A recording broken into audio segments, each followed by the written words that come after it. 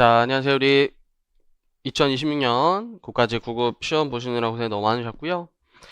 저는 이제 세법 강평을 진행을 해볼게요. 자, 올해는 세법이 좀 폭탄이었어요. 뭐 물론 제가 듣기로는 이제 국어 시험도 좀 굉장히 어려웠다라고 평가가 되고 있어요. 너무 이제 시간이 또 오래 걸리게 나오면요, 이제 뒷과목에 해당되는 이제 세법 회계에도 영향을 미칠 수가 있는데, 이제 회계는 좀 굉장히 평이하게 좀 출제가 되었다고 들었어요. 네, 이제 세법은 최근 5년 중에 아마 가장 9급 시험에서는 까다롭지 않았나 싶어요. 자, 물론 뭐 쉬운 문제도 많았지만, 여러분들이 깜짝 첫 번째 놀랄 수 있는 거는, 물론 양도소득도 한 문제 나왔고요. 거기에 업무 추진비와 관련된 계산 문제가 이제 시간 압박 속에서 풀기에는 굉장히 어렵게 나왔어요. 사실은 계산기가 우리가 없는 시험인데도, 물론 뭐 어느 정도 간단하게 풀이는 하지만 그동안의 기조로 봤을 때는 사실상 100점 방지용급의 문제였고요. 또한 우리 13번의 준비금과 관련된 문제도 우리 단원별 기출 문제집에 이제 실어놓은 유형에 해당되지만, 좀 너무 좀 흔히 말하는 좀 지엽적인 주제죠. 이것도 난이도 13번도 우리 난이도가 꽤 있었고요. 그리고 충격의 종부세 문제가 거의 한 20년 만에 다시 부활했듯이 거의 100점 방지형 문제로 다시 한번 뭐 출제가 되었는데, 물론 센스가 있으신 분들은 느낌적인 느낌으로 맞추실 수 있겠지만, 어쨌든 잘 이제 배우지 않은 내용이 나온 거에 있어서 좀 이제 안타까운 부분이고요. 또한 우리 나머지 부분들도 뭐 간단하지만 충분히 방심하면 틀릴 수 있는 문제들이 뭐 19번이라든지 뭐 20번, 16번 이런 것도 결코 쉽진 않았어요. 여러분들이 까딱 이제 뒤에, 특히 뒤에 있는 문제들에서 이제 방심하면은 틀릴 법한 내용들이 많아서, 물론 80점 이상 맞으신 분들은 굉장히 고득점에 해당될 수 있다라고 봐요. 그래서 현재 시점 기준으로는 우리 커트라인이 한 6, 7점 정도의 최종적으로 이제 필기 커트라인이 되지 않을까, 이렇게 조심스러운 추측을 하는데요. 세법은 70점 맞아서 사실 다른 과목에 좀 이제 보완을 해줬다면은, 그렇게 어떻게 보면은 뭐 망했다라고 평가하기는 어려울 것 같아요. 80점 이상이신 분들은 굉장히 잘했고, 70점 이상도 충분히 다른 과목이 뒷받침됐을 때는 충분히 정상적으로 잘 본 편이다, 뭐 이렇게 평가를 해볼게요. 자, 먼저 1번부터 가볼게요. 우리 서류의 송달, 우리 마지막에 찍어달라고 한 주제에서 나오긴 했는데 이거는 무조건 맞춰야 되죠. 자, 우리 3번에 원래 교부 송달 같은 경우에는요, 직접 건네주는 방식이지만 이유 없이 거부할 때 두고 올 수가 있었어요. 그걸 유치송달이라고 하는데, 곧바로 공시송달 방법에 따라 송달하여야 한다는 표현은 이제 잘못된 지문이죠. 공시송달은 이제 주소지 같은 게 이제 불분명하면서 송달하기가 곤란한 불가피한 열거된 사유에 한해서만 가능했었어요. 나머지도 크게 어렵지 않았고요. 자, 이번에 옳지 않은 것은인데, 자, 이것도 우리 모의고사인가에 제가 거의 똑같이 됐던 것 같은데, 법인세법과 또 부가세법에서도 우리 장기 할부하면은 좀 할부 기간이 꽤 긴 기간을 말하다 보니까 1년 이상은 맞아요. 첫 번째, 일단 단순히 틀린 방법은 2회 이상 분할이었죠. 뭐 중간 지급 조건부가 아니에요. 근데 또 틀린 부분은 당해 목적물의 인도일의 다음 날부터 계산을 해요. 사실 두 군데가 이제 틀리면서 3번이 틀렸고요. 흔히 많이 보는 우리 중소기업의 회수기일 도래기준 신고조정 조문이 있었고, 또 부동산 같은 경우에는 비교해서 빠른 날로 평가하는 규정이 있었고요. 1번이 조금 그나마 낯선 지문인데, 시용판매 같은 경우에는요, 원래 상대방이 구입의사 표시한 날이지만 그 구입의사를 표시하지 않았을 때 일정 기간 만료일을 기술시기로 보는, 또 그렇게 어려운 지문은 아니었어요. 자, 2번까지도 괜찮고, 3번은 일단 옳은 것은이가 조금 까다로웠어요. 자, 1번 같은 경우에 우리 영세율 사업자는 과세사업자로서 부가세법상 사업자죠. 하지만 우리 면세사업자는 사업자가 부가세법에서는 아니지만 모두 아니다 라고 하면서 틀렸고요. 자, 우리 2번 같은 경우가 맞는 지문이에요. 우표, 인지, 증지 이렇게 생활에 필요한 어떤 물품들, 공중전화 이런 것도 면세 대상으로 좀 규정을 하고 있고요. 3번에 외화 획득을 위해서 국내 사업장 없는 외국법인에게 상품 중개 용역을 제공하면서 외국화은행에서 외화로 받고 원화로 이렇게 이제 받아가면 영세율이 적용되는 그런 규정이었죠. 4번은 우리 시험에 많이 나오는 주제인데 외국 항해 용역에 관련돼서는 국내에서 해외로 수송하는 것뿐만 아니라 해외에서 해외로 이렇게 뭐 경유 같은 것도 있죠. 전부 영세율이 적용돼요. 그래서 포함한다 이렇게 나와야 되고요. 4번도 우리 까딱하면은 틀릴 위험이 있었어요. 특히 1번에 이렇게 변칙 공격이 들어가면은 방심하는 경우가 있는데 우리 필요적 기재사항에서 공급하는 자의 사업자 번호와 성명, 명칭은 반드시 기재해야 되지만 우리 주소까지 꼭 반드시 적어야 되나요? 어디 사는지 이게 프라이버시가 없나요? 사실 주소는 의무적 기재사항이에요. 자, 그래서 뭐 2번, 3번은 우리 기출에 워낙 많이 빈출된 지문이기 때문에 아마 함정에 속으시면 그나마 4번이에요. 원래 우리 전자의무 개인 사업자는 사업장별 공급가의 합계액이 이제 8천만 원 이상이면은 7월부터 적용이 되잖아요. 근데 그거는 스스로 신고했을 때고 수정 신고나 경정 등으로 이제 8천 이상이 되면 곧바로 다음 과세부터 세무서가 이거는 이분이 8천 이상인 걸 곧바로 알아서 다음부터 전자세무서를 발급해야 된다서 4번 주문이 제일 까다로웠던 것 같아요. 1번 외에는. 자, 그리고 압류요건도 우리 많이 하는 건데 우리 독촉장까지 안 낸 거, 그 다음 압류 들어가고 기한정고지서는 독촉 건너뛰고 압류 들어가서 기억니은인데요. 디귿 같은 경우 기한 연장을 받았는데 분납하는 기한까지 분납을 안 하면 요 이제 분할 납부 같은 거 취소하고 한꺼번에 건넨다? 기한 연장 취소 사유지 압류 요건 아니에요. 다시 별도의 고지독촉 절차를 거쳐야 하지만 압류를 할 수 있다 보니까 곧바로 압류한 요건 아니고요. 그래서 기억 니은. 그리고 6번도 사실은 보칙에 있는 굉장히 지엽적인 부분이지만 정답을 찾아내는 데 있어서 침착하셔야 되는 게 기본적으로 우리 개인사업자, 법인사업자의 장부보관 기간은 5년이 대원칙이에요. 그래서 3년간 보존해야 한다? 틀렸죠. 자, 7번도 좀 까다로웠어요. 자, 1번 양도일이 속한 달의 말일부터 2개월 이내 예정신고해야 되는 달의 말일자가 또 빠져 있었고요. 또 3번에 적자가 나거나 과세표준이 없어도 신고 의무는 있었고요. 혹시 오류 같은 게 세무서에서 결정경정 세무서를 했는데 그 내용에 다시 탄로 오류가 발견됐을 때는 즉시 재경정을 하도록 되어 있어요. 그래서 2번이 맞는 질문이에요. 우리 예정신고를 이제 1년에 2회 이상 양도하면 합산과세를 해야 되는데 이때 세액이 달라지면 반드시 확정신고를 하셔야 돼요. 그래서 맞는 질문이고요. 자, 8번도 우리 꼭 나온다고 꼭 보라 했는데 굉장히 쉽게 나왔어요. 저는 개인적으로는 계산 문제가 나올 줄 알았는데 우리 공무원의 복지포인트 240만원까지 비과세 혜택 받고 우리 대주주 임원만 과세되는 사택 제공이익이 소액주주 임원으로 나오시기 때문에 비과세 근로소득이에요. 그래서 틀렸고요.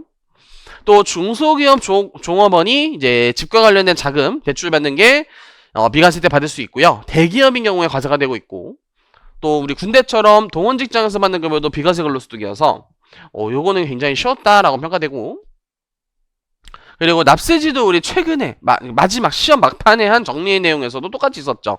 우리 이사 갔을 때 변경된 날부터 15일 내에 변경 후 세무서에 앞으로 신고할 세무서에 신고한다고 했었죠. 변경 전이 틀렸고요. 자, 대망의 이제 업무 추진비 계산 문제가 이제 떴는데요. 그래도 센스 있으신 분들은 1번을 빼고 찍는 게 좀 군울이었어요. 자, 왜냐면 일단 제조업체 한국의 중소기업 아닌 1년에 대한 송금 불산입되는 금액을 보러 왔어요. 접대비에서. 자, 이분의 매출액이 150억이 있는데 이게 일반 매출액은 그냥 적용률을 적용하지만 특수관계인은 이미 특수관계가 있는데 업무 추진비 한도에 있어서 한도가 커지게 하는 것은 좀 그렇다라고 하면서 적용률의 10%만 적용돼요. 또 두 번째로 1년 동안의 접대비가 5천만 원인데요. 신용카드 쓴 거 영수증 수취한 게 있어요. 근데 여기서 영수증을 수취하고 지출한 그 접대비는 한 차례 지출했을 때 3만 원을 초과하는데 영수증이라는 적격 증빙 외에 증빙을 가져왔을 때 일단 적격 증빙 미수채로서 요 500만 원이 송금 불산입 기타 사유 유출이 돼요. 그리고 보통 이제 접대비 한도 초과액이 발생하다 보니까 1번 외적인 거를 찍는 게 좀 더 국룰이었어요. 그리고 공무원 시험 범위가 아닌 문화나 전통시장을 고려하지 않도록 되어 있고요. 자, 기본적으로 접대비 5천만 원에서 이 5천만 원 여기 쓸 데가 좀 없네요. 여기다 저 5천만 원에서 적격 증빙으로 미수치로 순금불사입 대금액을 뺀 나머지 4,500만 원만 한도 규제 대상을 얻게 되는데, 자, 한도는 기본적으로 중소기업이 아닌 경우에는 1년치 1,200만 원의 기본 한도를 지급받고요. 두 번째, 수익금의 한도라고 해서 이게 100억까지는 그래도 외워주시면 좋은 게 0.3%가 들어가요. 앞에 일반 매출액이 100억이다 보니까 3천이고요. 특수관계 매출액은 100억 초과분에 들어가니까 이게 0.2%가 들어가는데 여기에 10%만 적용하셔야 돼요. 특수관계인은. 그럼 이게 아무래도 약간 5천 곱하기 1000분의 계산기 없으니까 1000분의 2로 계산하면은 10이 되면서 10의 10%는 1이 돼가지고 3,100만 원이 나오다 보니까 이거 두 개 더하면 4,300만 원이 돼가지고 200만 원이라는 금액이 접대비 한도 초과액이 나온단 말이죠. 그래서 요 500만 원과 요 200만 원이 더해진 총 700만 원이 순금 불사입되는 금액인데, 이게 문제를 읽고 푸는 데까지 사실 1분 안에 풀어야 되는데 읽는 데만 한 분석하는 데만 충분히 1분이 걸리는 문제여서 사실상 거의 진짜 폭탄의 문제였다. 자, 그리고 11번으로 가보시면은 요거는 이제 그래도 맞췄어야 되는 거죠. 우리 감사받아야 되는 회사들은 감사의 미종결 사유로 인해서 결산이 미확정됐기 때문에 법인세는 회계장부를 토대로 계산하는 구조다 보니 이 장부가 미확정됐을 때 신고기한 연장 신청해서 한 달 범위까지 연장할 수가 있었죠. 이건 굉장히 쉬운 거고. 자, 12번도 침착하면 정답이 보일 수가 있었어요. 우리 아무래도 국민들이 세금을 성실히 냈냐 주기적으로 검토를 해서 성실한 납세 풍토를 조성해야 되는데, 그래도 세무조사 자체가 납세자한테는 굉장히 어떤 정신적 어떤 그 사업에 있어서도 큰 지장이 있을 수 있다 보니까 최소한의 범위에서만 하도록 되어 있고 다른 목적 등을 위해서 조사권을 남용해서는 안 돼요. 최대한의 범위에서 다 털어버리는 게 아니라 최소한의 범위에서 하는 거라고 했었죠. 그리고 13번에 요 문제도 좀 난이도 상문제라고 보시면 돼요. 자, 일단 비영리법인들은 미래의 고유목적 사업을 위해서 올해 수익사업에 생긴 이익을 준비금을 설정해서 송금산이한테 받을 수 있는데, 요게 비영리법인이 혹시 다른 법인에 이제 승계가 돼버리면은 고유목적 사업 준비금 잔액도 승계가 될 수 있어요. 원래는 5년 안에 이렇게 써버려야 되는데 그 전에 다른 회사한테 인계가 됐다면 승계할 수 있다예요. 정답은 좀 그래도 보이는 편이었고요. 자, 대망의 종부세인데 그래도 우리 느낌적인 보시면은 종합부동산세도 이제 부동산이 많이 보유한 사람은 합산이 돼가지고 세금이 굉장히 높은 고율의 중과세율 같은 게 붙을 수 있는데, 주택 건설업자가 건축하여 소유하고 있는 미분양 아파트 같은 거 요거를 합산과세에서 세금이 많이 나오게 하면 안 되겠죠. 그래서 이거는 합산 대상 되는 주택 범위에 제외가 되고 있어요. 그래서 포함한다. 요게 좀 틀렸고요. 자, 15번의 사업장도 우리가 이거 굉장히 많이 하는 거여서 반드시 맞췄어야 되는데, 원래 부가세는 사업장별로 각각 신고 납부를 하셔야 돼요.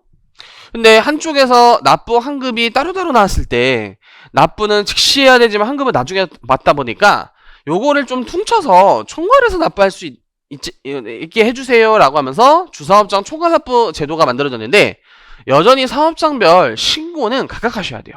신고도 총괄한다. 요게 이제 틀렸고요.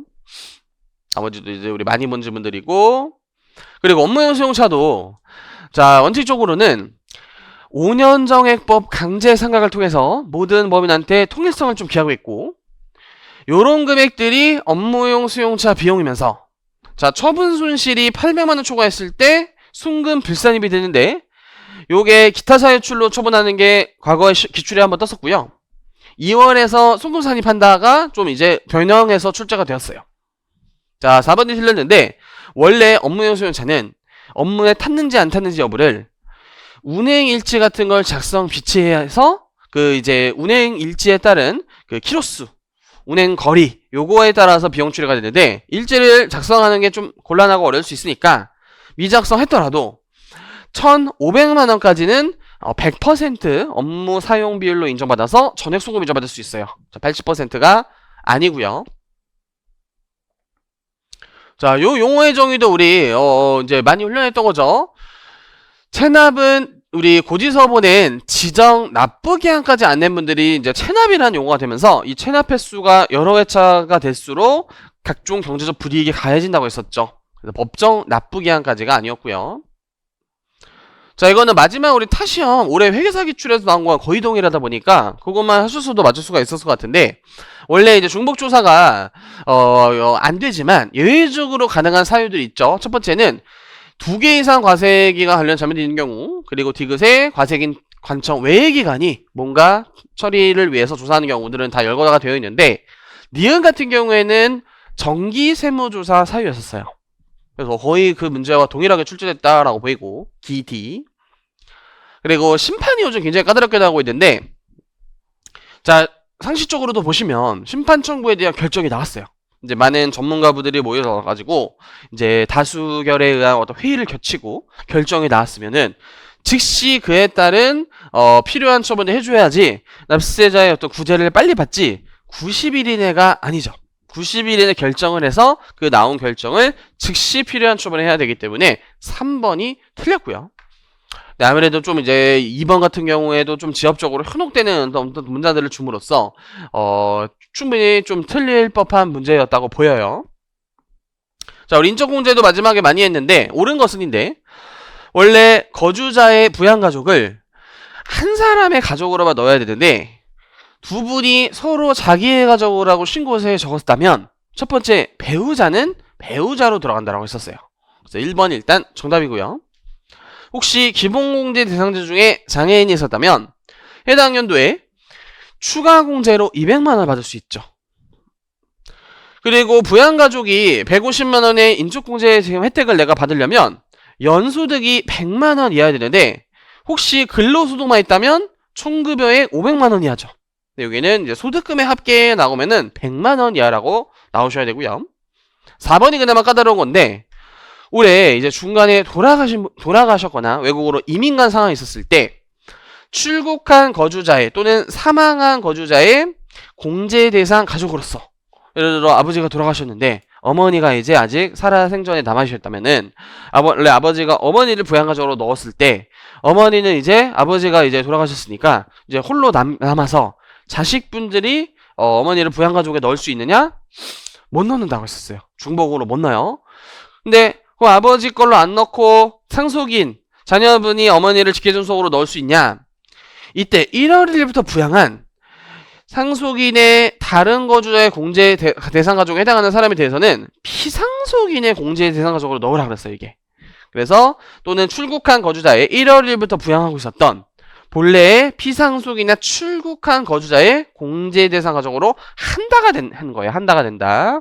그래서 요것도 옳은 것은이었고, 좀 1번과 이제 4번 지문이 좀 어려웠기 때문에 충분히 까딱하면은 실수하면 틀릴 수가 있었던 것 같아요. 그래서 요 정도의 어떤 문제풀이가 되었는데, 이제 앞으로 뭐 최근 기조들이 세법 시험이 세무직에서는 조금 까다로워지고 있는 것 같아요. 그래서 물론 근데 이제 중요한 규정들을 많이 이제 맞춰보시고 어떤 문제풀이를 많이 하면서 센스가 있으시다면 뭐 90점, 95점, 100점도 있겠지만, 이게 당황하고 뭐야 처음 보네 이래버리면은 말리면서 이게 갑자기 50점, 60점을 떨어질 수도 있거든요. 아무리 어렵게 나가도 70점 이상은 맞아야지만 그래도 이제 다른 과목이 뒷받침이 되면서 합격권을 잃을 수 있다고 했었죠. 그래서 우리 내년도에 대비하시는 분들도 일단 조문을 꼼꼼히 봐야 돼요. 그죠? 단순히 어떤 요약서에 있는 문구만 이제 보기에는 리스크가 있어요. 이게 이제 기존에 나왔던 문제들을 쉽게 맞출 수 있지만 기존에 나왔던 지문 외의 지문들이 자주 나오고 있다는 거.